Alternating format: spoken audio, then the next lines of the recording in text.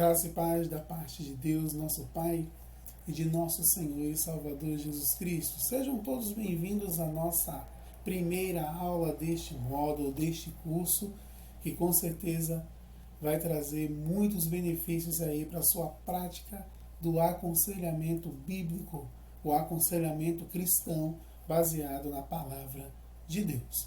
Nesta primeira aula introdutória, nós falaremos um pouco sobre fundamentos do aconselhamento bíblico.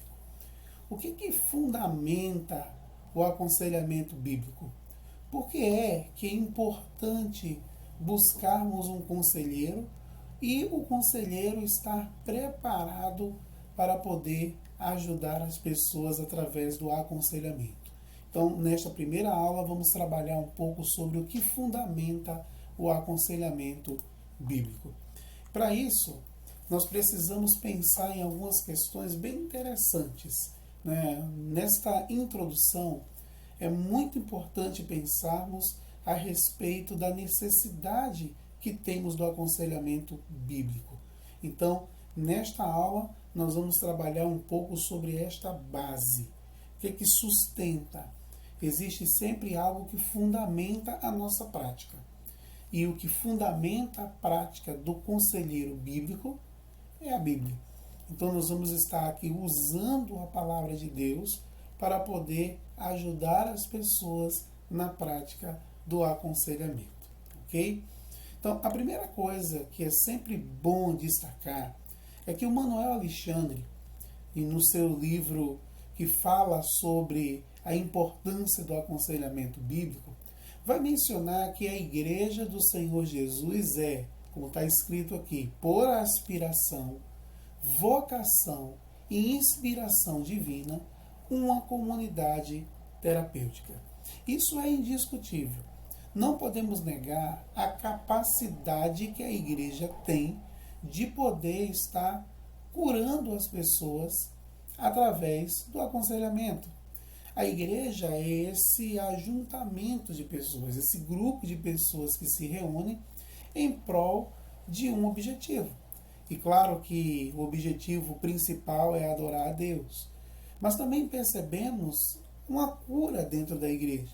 E não estou falando dessa espécie de cura milagrosa, como nós vemos nesse sentido, e claro que Deus faz muito isso, mas estamos falando de um tipo de cura que é da alma. Chegamos num ambiente como a igreja, por exemplo, e precisamos fazer com que este ambiente seja acolhedor, seja terapêutico, porque a igreja é esta comunidade terapêutica, de maneira que devemos proporcionar para as pessoas um ambiente em que ela se sinta bem, se sinta melhor. É na igreja que encontramos pessoas que passam pelos mesmos problemas que a gente, e essas pessoas acabam nos ajudando. Essas pessoas acabam sendo inspiração para nós. Essas pessoas acabam nos ajudando a lidar com as demandas da vida. É na igreja que ouvimos uma palavra que, quando entramos nela muito mal, muito com aqueles problemas na nossa alma, com aquelas angústias, ouvimos algo, cantamos louvores, vemos os olhares dos irmãos, o acolhimento, o abraço, o toque, uma palavra, um incentivo, e isso traz cura, traz paz para a nossa alma. Por isso que acredito eu que o Manuel Alexandre Júnior, que é um grande escritor nesta área, um grande pensador nesta área, vai falar que a igreja do Senhor Jesus é por aspiração, vocação e inspiração divina. Esta comunidade terapêutica. Devemos proporcionar um ambiente em que as pessoas se sintam bem. A igreja pode não ser a terapia, mas a igreja é uma comunidade terapêutica. E nós, como conselheiros, precisamos ter este olhar. Olhar para as pessoas e saber que elas têm as necessidades que precisam ser supridas através das nossas ações. Mais um pouquinho à frente, precisamos entender que a igreja que verdadeiramente é de Cristo e a rigor persegue os caminhos da obediência é, de fato, uma comunidade de fé, de cura, de restauração e de libertação da vida e da alma.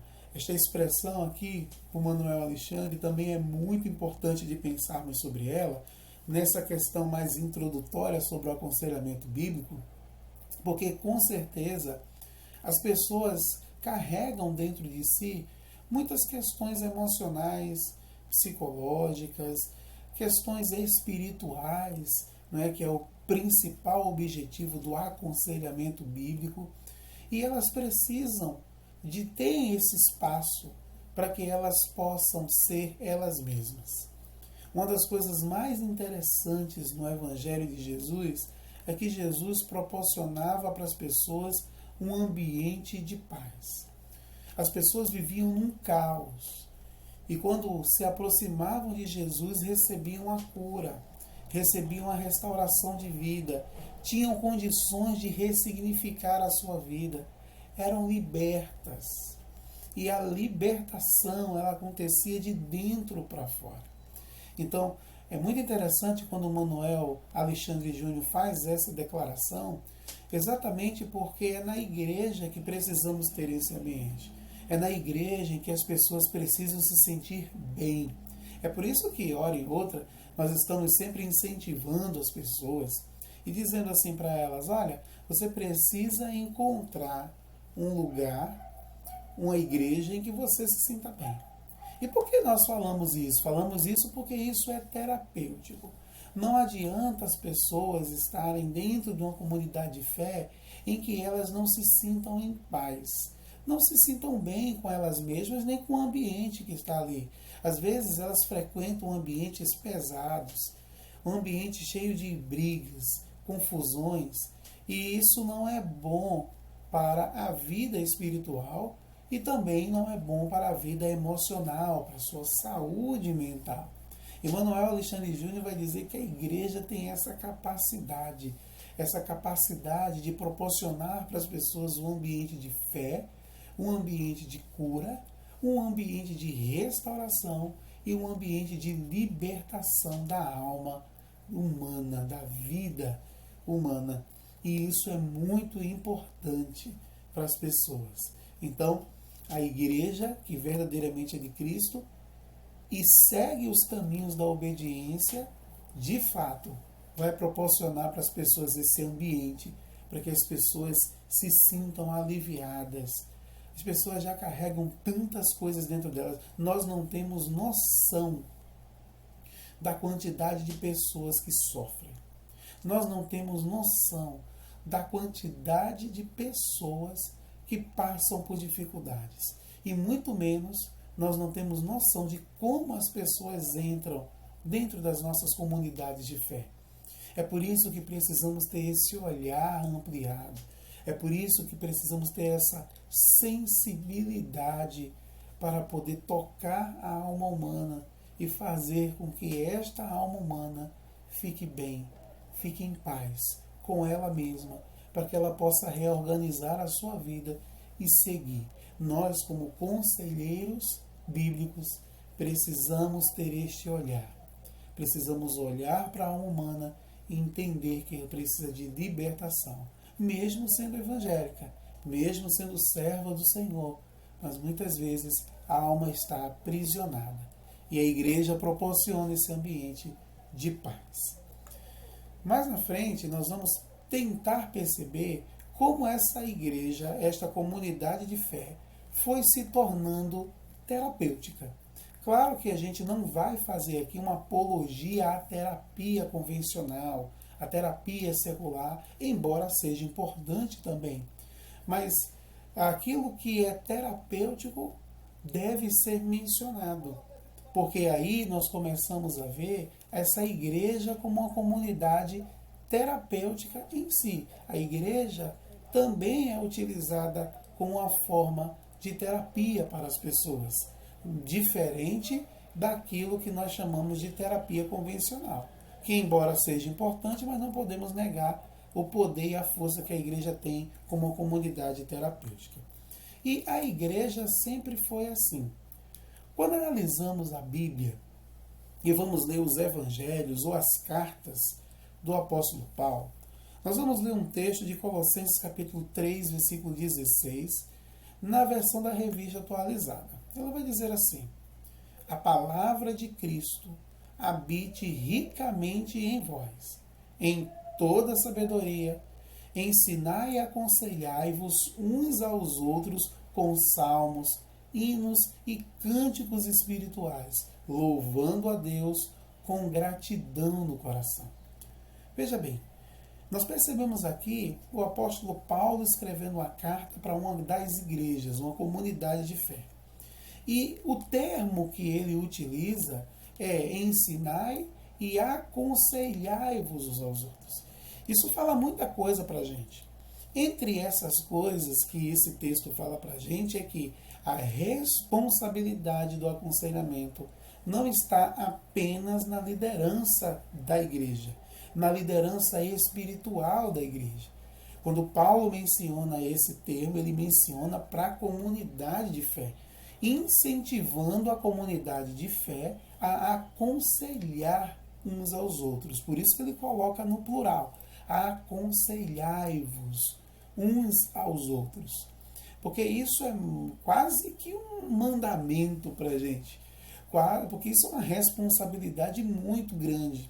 Porque na comunidade de fé, nós encontramos muitas pessoas, se não a maioria delas, que precisam de uma direção. As pessoas muitas vezes não sabem qual a vontade de Deus para a vida delas, para tomar determinadas decisões na sua vida, para seguir a uma direção. As pessoas muitas vezes entram nessa indecisão. E aí entra o papel do conselheiro, a capacidade de aconselhar uns aos outros. Nem todo mundo sabe que decisão tomar, nem todo mundo sabe o que precisa fazer. E quando se trata da Bíblia, da palavra de Deus, quando se trata de saber o que a Bíblia acha a respeito disso, muitas pessoas não sabem. E aí entra o papel do conselheiro. O papel do conselheiro bíblico, e vale salientar que para ser um conselheiro bíblico é preciso ler a Bíblia. Parece uma palavra redundante, mas não é. Se nós queremos ser conselheiros bíblicos de fato, nós precisamos conhecer a Bíblia para poder ter a capacidade de orientar as pessoas biblicamente. Mas continua em Colossenses capítulo 3, versículo 16, na versão agora da Bíblia Viva, diz assim: lembre-se do que Cristo ensinou, e que as suas palavras enriqueçam a vida de vocês e os tornem sábios. Aconselhem e ensinem essas palavras uns aos outros com toda a sabedoria e cantem salmos, hinos e cânticos espirituais, cantando a Deus com corações agradecidos. Perceba que o texto, nesta versão, fica mais claro para mostrar para a gente a necessidade de aconselharmos, a necessidade de podermos ensinar às pessoas o que a palavra de Deus pensa a respeito das decisões que ela quer, ou que elas, no geral, querem tomar. Pois bem, seguindo aqui, nós precisamos entender um pouco sobre essa diferença. Até porque muitas pessoas confundem essa ideia da psicoterapia, aconselhamento e aconselhamento bíblico. Quando procurar psicoterapia, quando procurar um aconselhamento de uma forma mais geral e como procurar um aconselhamento bíblico. Nós vamos perceber estas divisões aqui dentro do nosso estudo. Mas antes disso, nós precisamos lembrar de um homem chamado Jay Adams. Este homem, Jay Adams, meados da década de 60, e aqui a gente faz um panorama histórico para podermos chegar exatamente neste ponto aqui que nós estamos. Em meados da década de 60, século XX, houve uma febre das psicoterapias, da psicologia. A psicologia ganhou muita força nesse período. Você está ali num período em que antes dele você tinha uma visão de que as pessoas que precisam de aconselhamento buscariam um sacerdote, um padre, um pastor, uma liderança espiritual para poder ter esta direção. Com a chegada da psicologia, principalmente com as teorias de Freud, aí depois, mais na frente, vem as teorias humanistas de Carl Roger, mais na frente as teorias comportamentais, a psicoterapia, a psicologia ganhou muita força. E aí, nesse período, ficava sob a responsabilidade de um psicólogo, de um psiquiatra, a ideia do aconselhamento. Era tudo transferido para eles. De maneira que o aconselhamento bíblico em si foi ficando de lado. E o problema disso é que a psicoterapia, a psiquiatria tentavam dar conta de tudo e principalmente das questões ligadas à espiritualidade. Aí foi onde houve o conflito.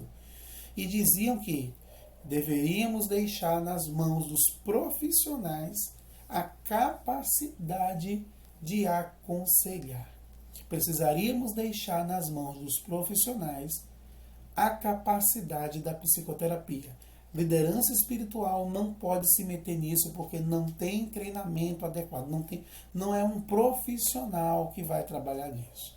E por muitos anos o aconselhamento bíblico ficou um pouco de lado. E aí surge um cara chamado Jay Adams. E Jay Adams, inconformado com isso, percebeu que a igreja estava abrindo as portas para a secularização, que a igreja estava abrindo as portas para que a Bíblia pudesse não ter mais essa força na vida das pessoas. E muitos líderes começaram a aderir isso e a aceitar isso, menos Jay Adams, que na década de 60 revoluciona e dá o nome de redescoberta do aconselhamento bíblico, a volta para a Bíblia. E ele disse que o único livro que tem a capacidade de entender de fato o que é a alma humana é a Bíblia. O único que tem a capacidade de conhecer o que é a alma humana é Cristo Jesus. E aí ele faz uma revolução. E ele cria um livro chamado Conselheiro Eficaz. Um marco para mostrar exatamente a importância e o papel do aconselhamento bíblico. E ele traz o aconselhamento bíblico de volta em evidência. Traz o aconselhamento bíblico de volta para a experiência da igreja, para a experiência da vida das pessoas. E ele coloca o aconselhamento bíblico como topo da pirâmide social. Então, ele traz e faz esse resgate e diz assim, olha, a psicoterapia pode ter sua importância, mas não consegue lidar com questões espirituais. A psiquiatria também tem a sua importância, mas tem que ficar naquilo para que ela foi feita, Ela foi feita para criar questões e para lidar com questões que são biológicas, patológicas, que são, na verdade, assuntos ligados à biologia humana. Mas somente a Bíblia tem a capacidade de tocar a alma e de aconselhar as pessoas espiritualmente. Então, chega aí na década de 60 uma revolução e o aconselhamento bíblico volta em evidência. Isso foi tão forte, para você ter uma noção, que nesta época, os líderes religiosos que ousassem aconselhar, eles corriam o risco de ser processados. E isso causou uma revolução e Jay Adams ficou inconformado com isso. E aí ele faz esse resgate. Se não fosse a graça de Deus na vida de Jay Adams, hoje não teríamos a igreja como uma comunidade terapêutica e o aconselhamento bíblico teria se perdido ao longo da história.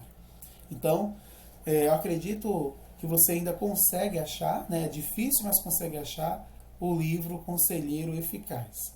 é muito importante aí para entendermos o que Jay Adams pensava a respeito do aconselhamento bíblico, coisas muito importantes para a prática do aconselhamento bíblico, do aconselhamento cristão. Ok? Então, muito importante aí para a gente poder entender essa diferença aqui. Então, nós temos a psicoterapia, que é definida assim, é conduzida por um profissional da área de psicologia, tendo a abrangência de qualquer situação, problema do cliente, com hora e data marcada, é objeto de uma remuneração e pode ser supervisionada por um órgão de classe. Ou seja, a psicoterapia é feita por um profissional, é feita pelo profissional de psicologia.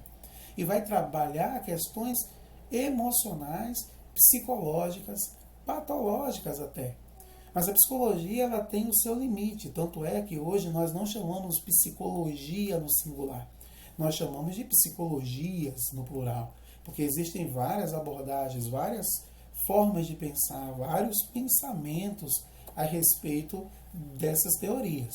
Mas a psicoterapia é importante, mas tem o seu limite, mas não consegue abranger questões de ordem, de caráter espiritual, até porque ela é considerada aí uma ciência estabelecida hoje.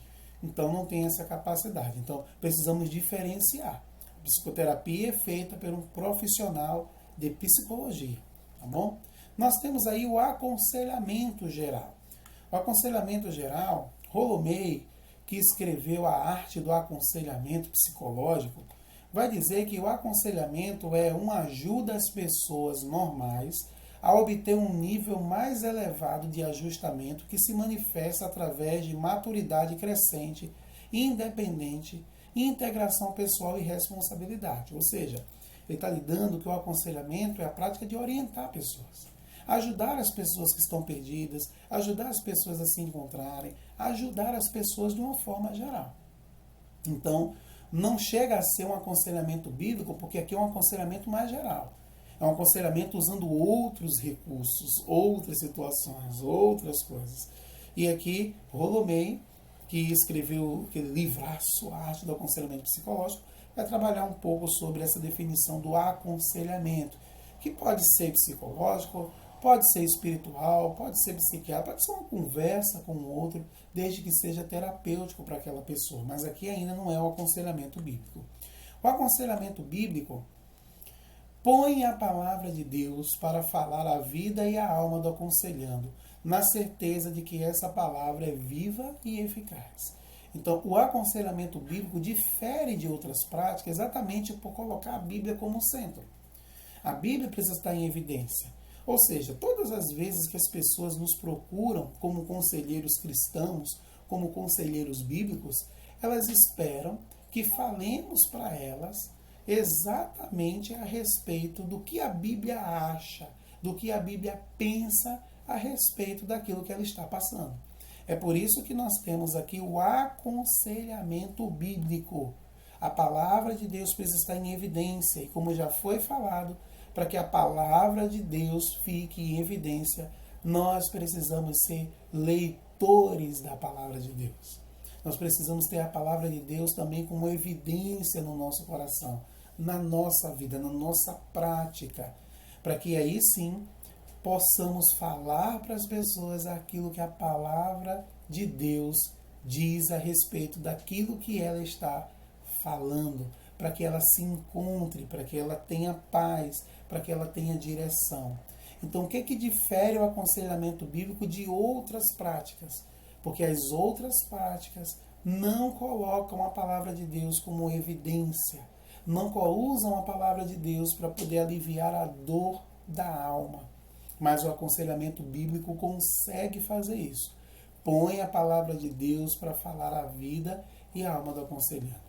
Ministrando esse curso presencialmente, uma das coisas que ficam muito evidenciadas é que uma coisa que eu sempre falo e eu quero repetir aqui: não deixe que nenhuma pessoa que passe pela sua vida, nenhuma dessas pessoas façam com que a palavra de Deus não seja mencionada para elas. Elas precisam saber e sair da sua presença, sair do aconselhamento, sabendo exatamente o que a Bíblia fala a respeito do problema que ela está enfrentando.